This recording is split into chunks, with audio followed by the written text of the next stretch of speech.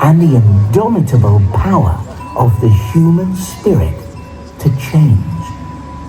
It reminds us that no matter our past, the path to a brighter, more compassionate future is always within reach.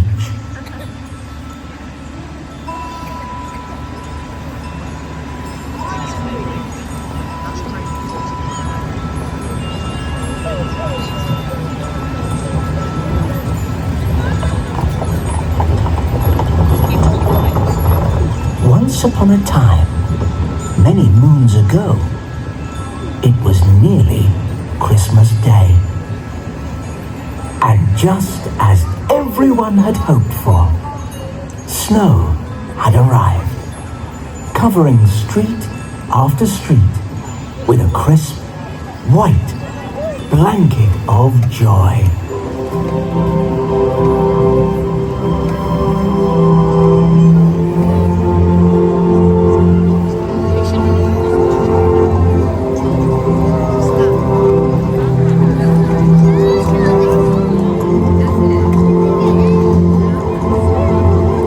Gas-filled street lamps gave off a warm orange glow.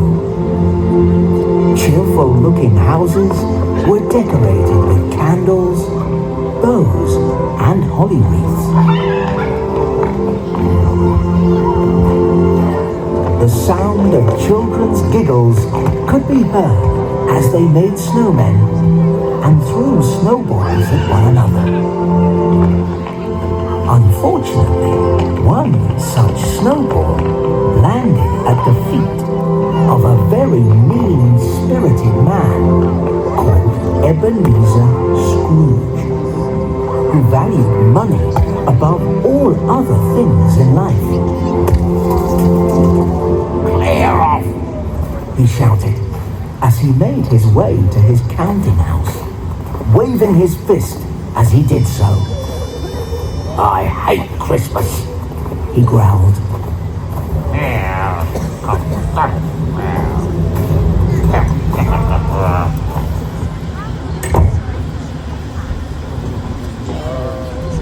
Once inside and slumped in a threadbare chair, Scrooge beckoned over his clerk.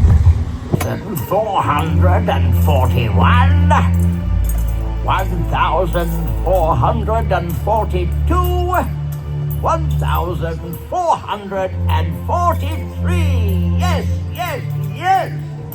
Scrooge counted with glee.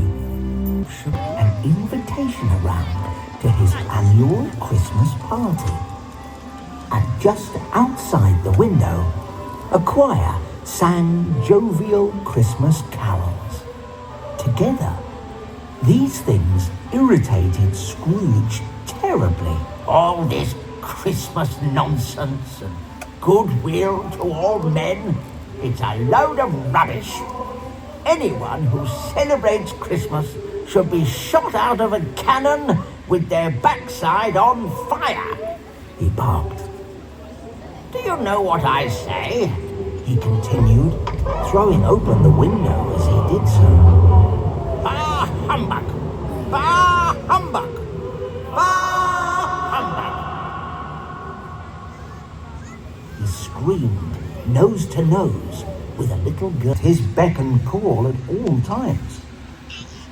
Bob did so without complaining, because even though he earned very little, it was just about enough to support his wife and 6 children.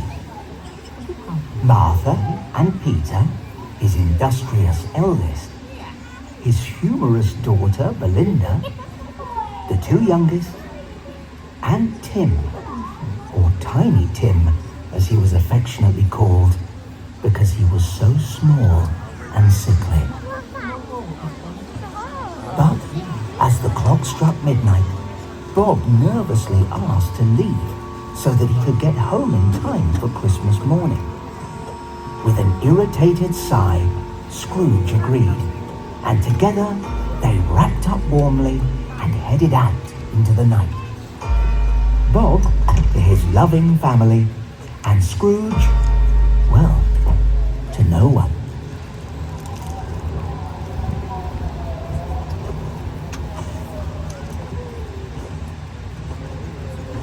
As Scrooge approached his dilapidated house, he felt a shiver run down his spine. Thinking it was just the cold of the night, he shrugged it off. But as his key turned in the lock of the front door, a second shiver ran through him, accompanied by a faint whisper. Marley. Marley.